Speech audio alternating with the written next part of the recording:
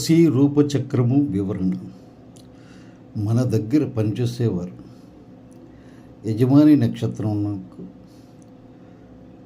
దాసీ నక్షత్రం నుండి యజమాని నక్షత్రం వరకు గణనం చేయగా శరమున 3 నక్షత్రాలు లాభము, మొఖమనందున్న 3 నక్షత్రాలు హాని, తరువాత ఉన్న 2 నక్షత్రాలు యజమానికి హాని,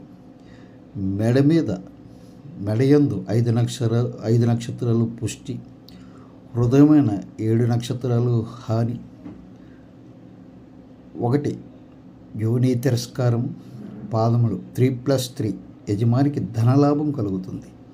అంటే సేవకుడు యజమాని వద్దకు పోయినప్పుడు సేవకుని నక్షత్రం మొదలుకొని యజమాని నక్షత్రం వరకును, యజమాని సేవకుని వద్దకు పోయినప్పుడు యజమాని నక్షత్రం మొదలు సేవకుని నక్షత్రం వరకును లెక్కించి ఫలము చూసుకోవడం మంచిది.